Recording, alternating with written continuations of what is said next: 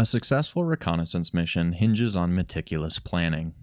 Welcome to Planning a Recon Mission, where we'll learn to define objectives, analyze terrain, select routes, and prepare for risks to gather critical intelligence undetected. Let's build the foundation for mission success. Reconnaissance missions provide vital intelligence about enemy forces, terrain, or threats, shaping the outcome of military operations, survival scenarios, or tactical endeavors. Effective planning ensures your team gathers accurate information while staying safe and unseen. From defining objectives to preparing for contingencies, every step counts. Planning a reconnaissance mission starts with objective definition. You should be clearly stating what information is needed, like an enemy's position, what the terrain features are, or where resources might be located. You should define why this intel is critical, and inform your team on why it's critical so that everyone's on the same page for why that information needs to be gathered. Does it support an attack? Is it for a rescue? Or is it just for basic navigation planning? You should ensure the objective is specific, measurable, and aligned with the mission's purpose. A clear objective keeps the team focused and efficient. Next up, you need to be conducting an area analysis. To do this, you just need to study topographical maps to identify elevation contours, vegetation, water sources, and man-made structures.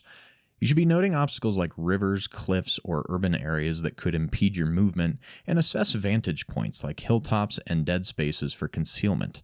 Cross-reference across maps with current intelligence reports to understand enemy presence or recent changes. When you're selecting your route, you should balance stealth and efficiency. You should choose a primary route that maximizes concealment by using terrain like valleys or forests to avoid detection, and always be mindful of drone activity or UAV activity in the determination of your route. You should plan at least one alternate route to bypass threats or obstacles like enemy patrols or flooded areas, and include an emergency extraction path to a safe rally point for quick escape.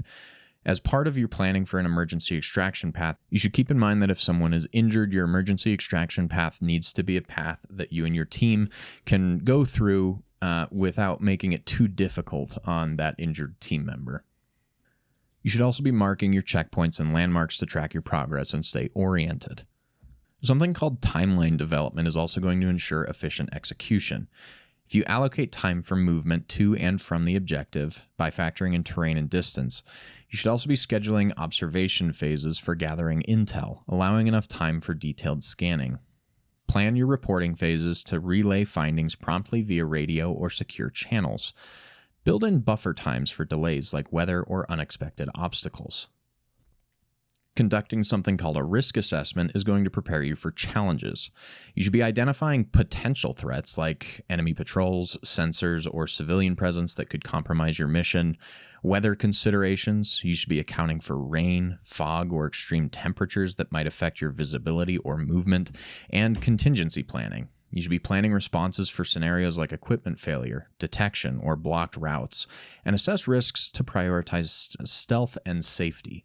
In regard to equipment selection, you must match the mission needs with maintaining mobility.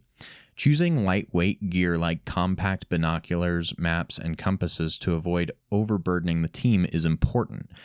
You also need to include mission-specific tools, such as night vision for low-light ops or encrypted radios for communication, and pack backups like extra batteries or a spare compass to handle failures. You need to be balancing utility with portability to stay agile. Communication protocols are also extremely important to keep your team aligned. You should be establishing check-in times for regular status updates and use secure channels or silent signals. You should define emergency procedures like code words or rally points for detection or separation scenarios, and ensure that all team members know the communication plan to maintain coordination and security. The planning phase will conclude with briefing all participants by clearly explaining the objective, routes, timeline, risks, and roles to ensure everyone is aligned. Final equipment checks means you're going to be inspecting your gear, like compasses, radio, and camouflage, to confirm their readiness and that they're all working. A thorough brief and check prevent errors in the field. Ultimately, recon mission planning is critical for operations, survival missions, or tactical reconnaissance. You should be practicing planning with real maps, testing routes in forests, deserts, or urban areas, and watch for challenges like outdated intel or equipment issues. And always cross-check plans with current data. Regular practice is going to build precision and confidence. Planning a recon mission lays the groundwork for success by defining objectives, analyzing terrain, selecting routes, and preparing for risks. You ensure your team gathers vital intelligence undetected. Plan smart, stay stealthy, and shape the mission. Thanks for watching, and we'll see you in the next one.